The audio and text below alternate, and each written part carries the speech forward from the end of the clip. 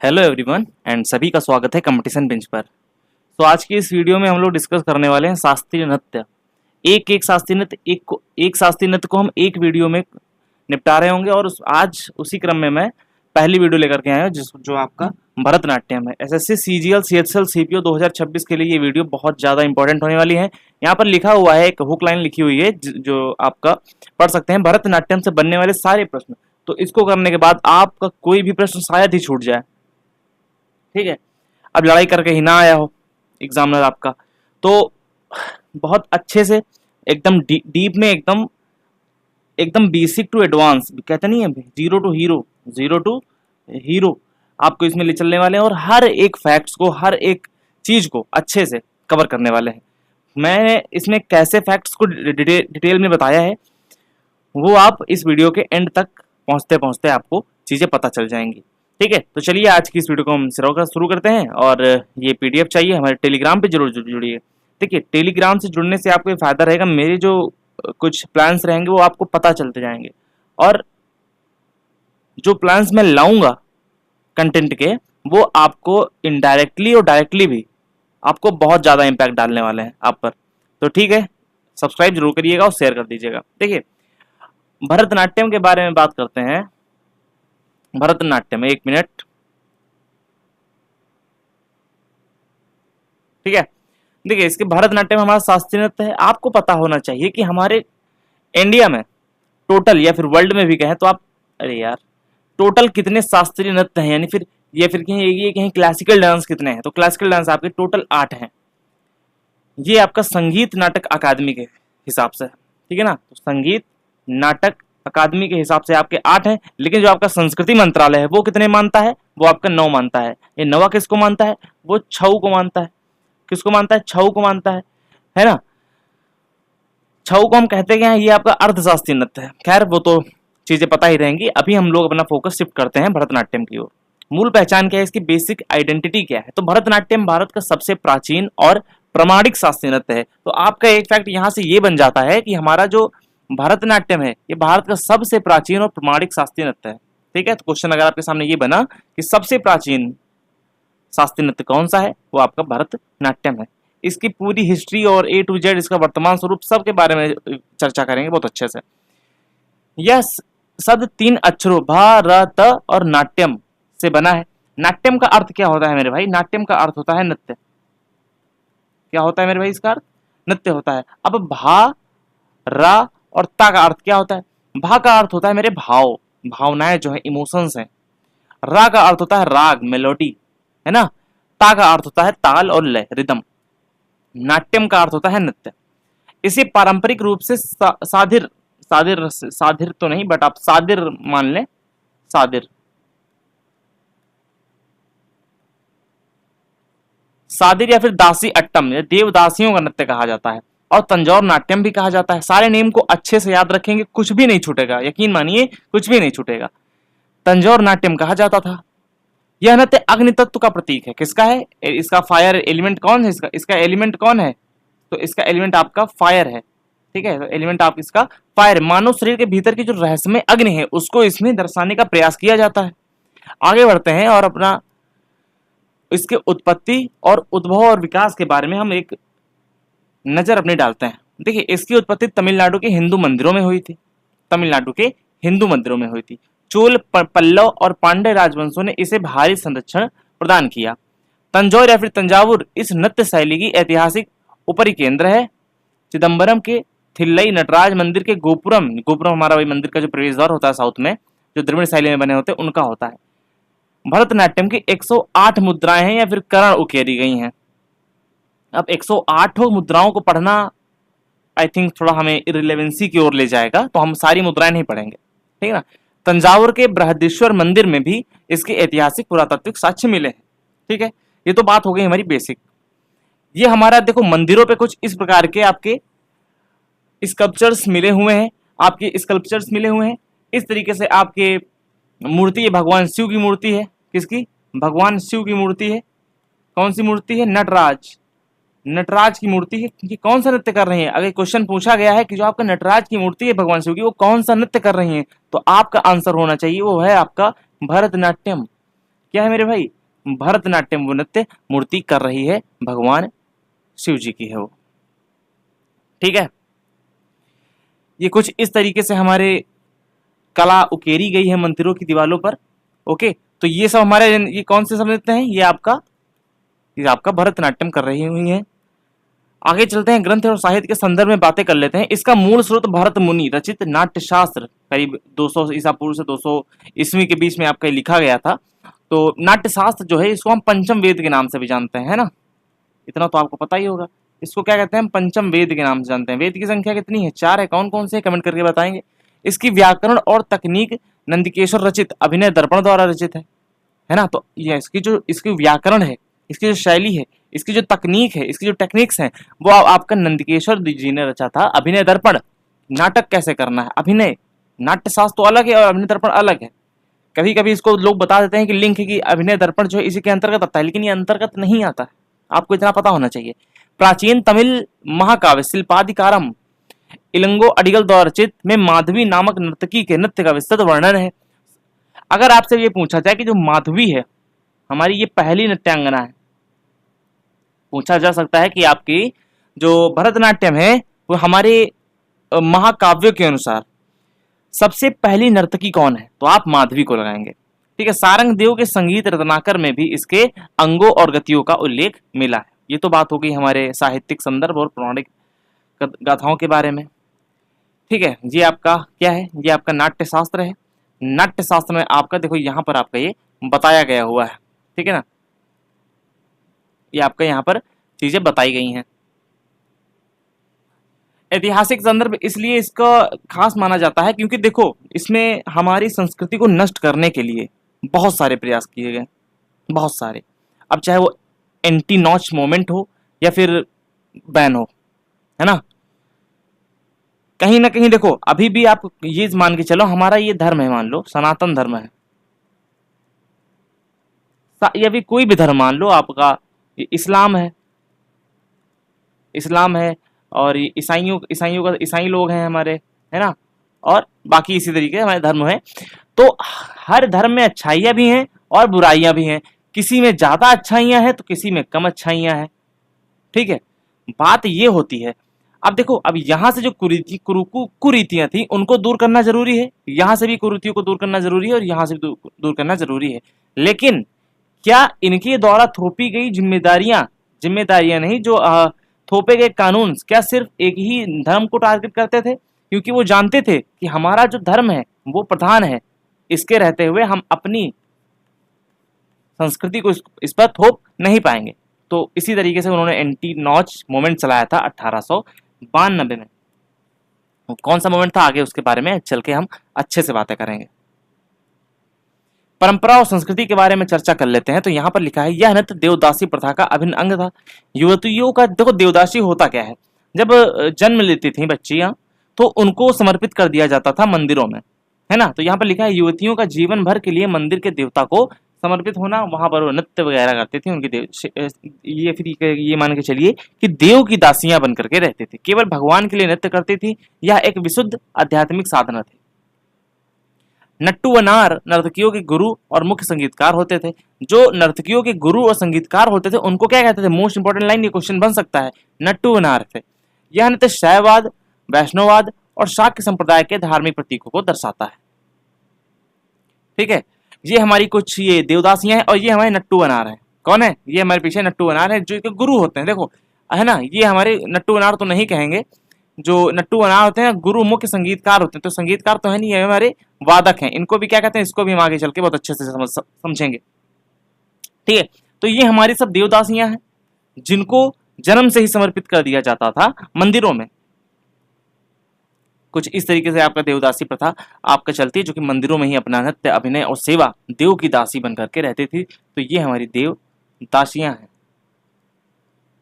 दासियां देखना गलत है ये, है ना। कुछ ये रियल फुटेजेस आपके सामने है, यहाँ से आप देखेंगे ना तो आपको माइंड बहुत जल्दी से उसको एब्जॉर्ब करेगा। पुनरुद्धार और आधुनिकीकरण की ओर चलेंगे। ब्रिटिश काल में एंटी नॉट्स मूवमेंट चलाया गया।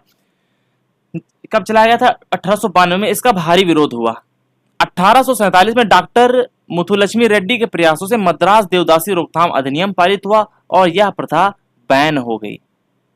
समझ रहे हो, यह प्रथा बैन हो गई। ई कृष्ण अय्यर एक वकील और स्वतंत्रता सेनानी थे। 1932 में मद्रास म्यूजिक एकेडमी में महिलाओं के कपड़े पहनकर नृत्य किया और इसका क्या किया, बचाव किया। मतलब इन्होंने, अगर आपसे ये क्वेश्चन पूछा जाए कि आपका जो मद्रास म्यूजिक एकेडमी में महिलाओं के कपड़े पहनकर नृत्य किया, इसका बचाव किया, तो कौन थे? तो वो थे ई कृष्ण अय्यर, वकील और स्वतंत्रता सेनानी थे। रुक्मणी देवी अरुंडेल ने इसे देवदासी कलंक से मुक्त कर एक सम्मानित और वैश्विक कला रूप बनाया। ठीक है, जो देवदासी कलंक था, जाहिर सी बात है कलंक था, ऐसा थोड़ी ना है कि हम एक जगह बंद के रहेंगे, नहीं, किसी को एक जगह पर रखना, जबरन रखना, यह अपराध है। टी बाला सरस्वती ने इसे प्राचीन साधिर रूप की शुद्धता को जीवित रखा। साधिर नहीं, साधिर के नाम से जानते हैं जनरली, लेकिन साधिर भी होता है, तो आप इसको भी सही मानेंगे। ठीक है, ये कौन है, क्या आप इनको पहचानते हैं? तो ये है हमारे रुक्मणी देवी अरुंडेल। ये हमारी रुक्मणी देवी अरुंडेल हैं, जिन्होंने सादिर ने यानी कि हमारा भरतनाट्यम को एक नया स्वरूप दिया आधुनिक समय में। ये कौन है? ये है हमारा टी बाला सरस्वती। यहां पे लिखते हैं टी बाला सरस्वती। ये कौन है? टी बाला सरस्वती हैं। ठीक है, अब यहां से कुछ रिवीजन कर लेते हैं। एंटी नॉच मूवमेंट 1892 में आपका स्टार्ट हुआ था भरतनाट्यम के लिए, आपका इसको रोकथाम के लिए, मतलब रोका जाने के लिए इसको किया गया था। कारण क्या थे इस मूवमेंट के? इस मूवमेंट के कारण क्या हुआ करते थे, एक बार बताएंगे आप लोग? British and missionaries found dance immoral, मतलब अनैतिक है ये नृत्य, है ना, जो कि थोड़ा बहुत था भी उस टाइम पर। सोशल रिफॉर्म सपोर्टेड बैन, जब सोशल रिफॉर्म की बात आई तो वहां पर क्या किया गया, उसको बैन कर दिया गया। ठीक है, अगर चाहते वो लोग ब्रिटिशर्स तो उसको क्या कर सकते थे, क्या पूरा एबॉलिश कर देना, पूरा बंद कर देना ही एक उपाय था? नहीं। अगर आपकी एक उंगली कट जाती है, मान लिया एक उंगली में आपकी कुछ दिक्कत हो गई, सड़ गई मान लो एक उंगली, क्या आप पूरा हाथ काट देते हैं? नहीं। तो उसी प्रकार से इनको देवदासी को बैन करना था, लेकिन इन्होंने देवदासी को बैन न करते हुए पूरे डांस को बैन कर दिया। ठीक है, इंपैक्ट ऑन भरतनाट्यम क्या पड़ा? Because of devadasi temple dances ban कर दिए गए, सादिर डांस ऑलमोस्ट डिसअपियर्ड हो गया। सादिर हम इसी को कहते हैं, भरतनाट्यम जो सादिर हुआ करता था, इसी को हमने क्या किया, खो दिया। Devadasis lost social status, legal action, legal ban on devadasi system, Madras devadasis act 1947 को, इसमें देवदासी को टोटली मुथुलक्ष्मी जी ने इसको बंद करवा दिया। Revival and recovery, Rukmini Devi Arundale revive dance, shifted dance to stage, मंदिरों से निकाल करके स्टेज पर ले जाने का श्रेय किसको जाता है? वो हमारा जाता है रुक्मणी देवी अरुंडेल को जाता है। Stabilised as classical art form. ठीक है, चलिए आगे बढ़ते हैं और समझते हैं। यहाँ पर कुछ हमारा अखबार की कटिंग है। जब हमारा ये बैन हुआ था, तो वहां इसके बारे में devadasis bill passed into law. ठीक है, ये बात है आपका 1947 में है, 1947 की बात कही गई है। एरो आप अगर देख पा रहे तो यहाँ पर लगा हुआ है। ठीक है, चलिए आगे बढ़ेंगे। तकनीकी संरचना मार्गम यानी जो होता है, कंप्लीट टेक्निकल स्ट्रक्चर के बारे में बात कर लेते हैं। तंजौर चौकड़ी, चिन्नैया, पुन्नैया, शिवानंदम और अड़ीवेलु ने 19वीं शताब्दी में इसका वर्तमान मार्गम तय किया है। इसका जो एक पाथ था, क्या तय किया? पाथ, एक रास्ता बनाया पूरा, है ना। प्रस्तुति का क्रम अलारिपु से स्टार्ट होता था और तिल्लाना पे एंड हो जाता है, ये एसएससी मानता है। देखो एक चीज आपको बता देता हूं, अकॉर्डिंग टू एसएससी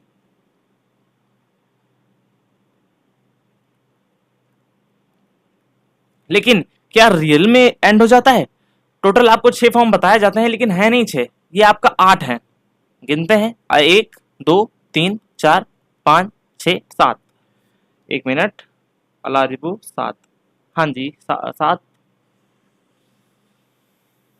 6 हैं। कुछ आई थिंक यहां पर मिस हो रहा है। मंगलम, ये आपका अलारिपु बीच में मिस है यहाँ पर, वही कहूंगा। अलारिपु जाति स्वरम है, सप्तम है, वर्णम है, पदम है। सप्तम जातिवरम, सप्तम वर्णम, पदम। जवाली मिस है आपका, उसमें आपका ये क्या है, ज्वाली में से, इसीलिए मैंने इसको आगे भी रख दिया था। ठीक है, सबसे मेन क्या होता है, सबसे इंपॉर्टेंट, सबसे महत्व रखने वाला जो स्टेप है वो आपका वर्णम है। सबसे अच्छा अच्छा अच्छा अच्छा तो सारे हैं, बट आप यहाँ पर ये कह सकते हैं मोस्ट इंपॉर्टेंट आपका ये हो सकता है। इसके अंदर से क्वेश्चन भी बन सकते हैं, इतना याद रखिएगा। ठीक है, देखो एक एक करके समझते हैं। जो अलारिपू है, इसका अर्थ है खिलना, या पहली प्रस्तुति होती है जो देवता, गुरु और दर्शकों को पुष्पांजलि होती है, मतलब पुष्पांजलि, पुष्प अर्जित करना। इसमें जो आपका जो क्या बोलते हैं, हस्त मुद्रा रहती है, जो हस्त मुद्रा वो कौन सी रहती है, वो रहती है पुष्प पुट मुद्रा। कौन सी रहती है, पुष्प पुट मुद्रा। वो आपको दिखाता हूं मैं, एक मिनट।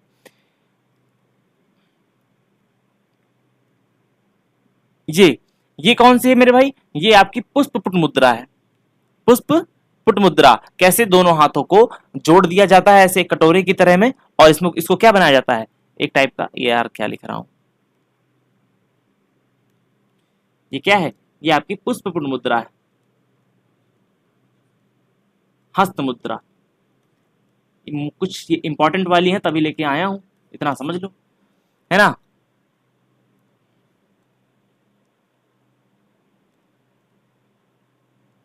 ये अलारिपू है, ये तिल्लाना है। यहां से स्टार्ट होता है, यहां से स्टार्ट होता है, यहां पर आपका ये एंड हो जाता है, यहां पर आपका ये एंड हो जाता है। याद रखेंगे, देखो जब जब फोटोज के थ्रू हम चीजों को समझते हैं ना, तो बहुत लंबे समय तक हमारे पास रहती हैं। अगर उनका आपने रिवीजन कर लिया तो वो लगभग लगभग आपके माइंड में सेट हो जाती हैं। तो आप लोग इसको एक दो बार वीडियो को देखेंगे फटाफट फटाफट। जाति स्वरम होता है यह बिना भाव का शुद्ध लयबद्ध नृत्य, जहां नर्तकी राग और तार पर मुद्राएं करती हैं।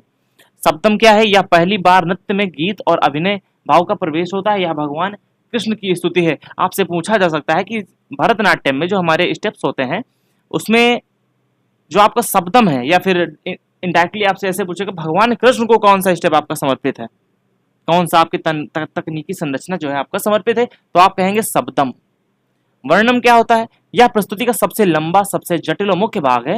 नृत्य और अभिनय का ये संतुलन है। नृत्य जो होते हैं, नृत्य जो है ना, तीन नृत्य के अंतर्गत आते हैं, नृत्य, नृत्य और नृत्यम, ये आपके आते हैं। पदम है, यह पूरी तरह से अभिनय और भावों पर आधारित है, जहां नर्तकी भगवान के प्रति प्रेम एवं विरह को दर्शाती है। तिल्लाना का यह अंतिम शुद्ध भाग है। देखो एसएससी तिल्लाना को मानता है एंड, क्योंकि यहाँ पर आपका एंड डांस एंड हो जाता है, डांस आपका मेनली यहीं पर एंड होता है। अगर आपका ऑप्शन में तिल्लाना और मंगलम आए, देखो एक फैक्ट आई रिवीलिंग बताता हूं आपको, अगर आपके जनरली आएगा नहीं आपका तिल्लाना तो सही होता है, बट अगर आपके पेपर में तिल्लाना और मंगलम दोनों आ जाए तो आप आंख बंद करके मंगलम के साथ जाइएगा, आपको उसके नंबर दे, एसएससी और रेलवे कोई भी हो उसके नंबर उनको देने ही पड़ेंगे। ठीक है, यह अंतिम शुद्ध नृत्य है जिसमें बहुत तेज गति, जटिल फुटवर्क और आकर्षक मुद्राएं होती हैं। लेकिन ये भी हो सकता है, देखो यहाँ पे ये क्या है, ये एक डांस का पार्ट है, ये क्या है, ये डांस का पार्ट है। ठीक है, हो सकता है भाई अगर ये दोनों दे दे और क्वेश्चन में ऐसा मेंशन कर दे कि हमारा डांस का अंतिम पार्ट कौन सा है, तो आप तिल्लाना लगाएंगे, समझने वाली बात है। अगर आप टोटल कहीं डांस की बात ना की जाए, भरतनाट्यम का अंतिम भाग पूछा जाए, तो आप मंगलम लगाएंगे। भाषा पे आधारित होगी हर चीज। ठीक है, तो अंत में देवता को धन्यवाद और प्रार्थना करके श्लोक के रूप में इसको हम लोग एंड कर देते हैं। चलिए आगे बढ़ते हैं, ये बात हो ही गई यहाँ पर। ये आपकी अलारिपू है और ये आपकी तिल्लाना है, सॉरी माफ करिएगा, ये तिल्लाना है, सॉरी ये तिल्लाना है, ये आपका अलारिपू है। ओके, ये आपकी अलारिपू है। कुछ शायद मिस हो गया इधर, नहीं नहीं लगी हुई है फोटो। ठीक है, ये आपका बस जनरली डांस है आपका, ये टाइप का। घुंघरू इसमें बांधे जाते हैं, याद रखना, आगे ये भी बताएंगे अभी। अडावू मुद्रा और अभिनय क्या होता है। अडावू क्या होता है, अडावू होता है मान लो अपने घुटने पर आधे बैठ जाना। अडावू शायद आगे फोटो लगाई है मैंने, अडावू अडावू अडावू अडावू कुछ इसी तरीके से होता है, अपने घुटनों पर, मतलब घुटने पर बैठ जाते हैं, ऐसे जमीन पर नहीं बैठते बट आधा झुक जाते हैं, उसको कहते हैं हम अडावू कहते हैं, उसको क्या कहते हैं, उसको अडावू कहते हैं।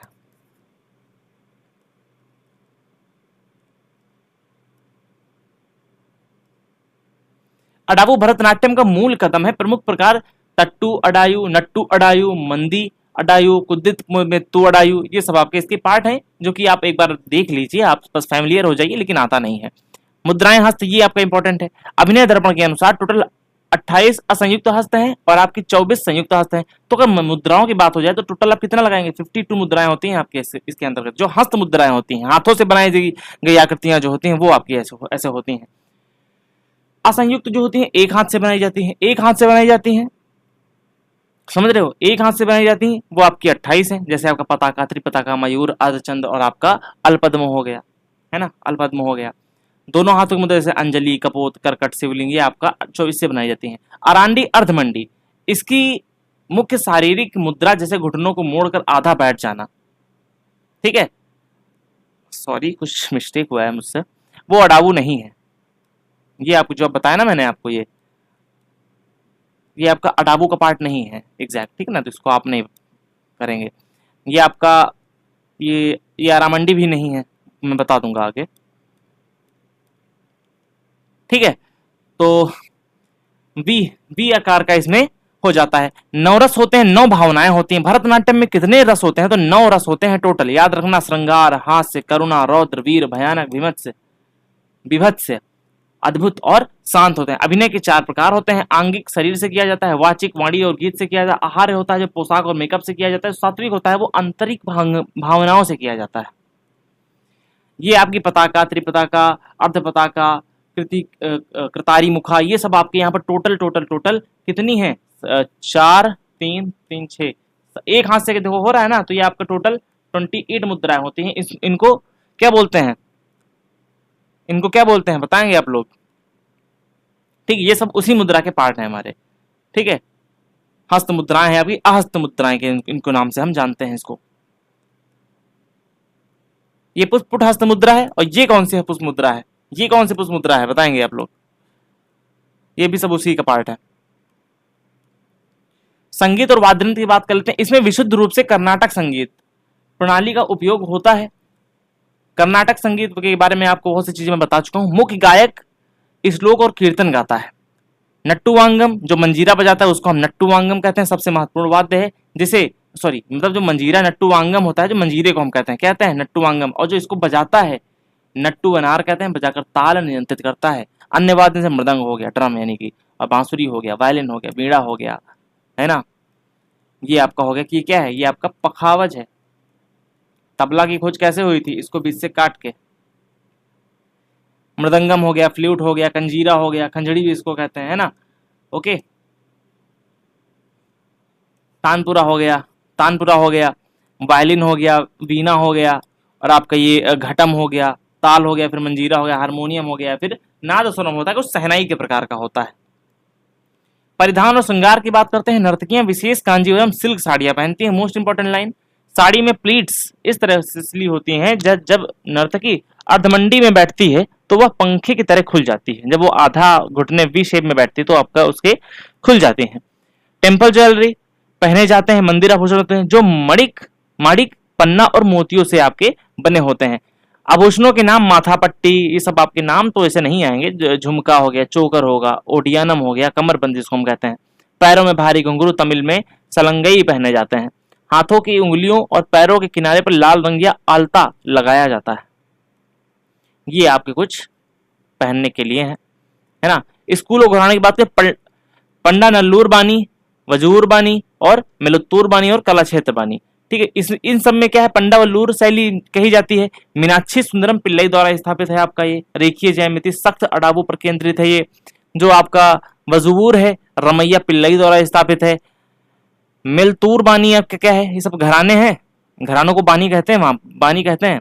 मंगुड़ी दोरायराज अय्यर द्वारा स्थापित है ये। कला क्षेत्र बानी जो आपका रुक्मणी देवी अरुंडेल द्वारा स्थापित है, ठीक है।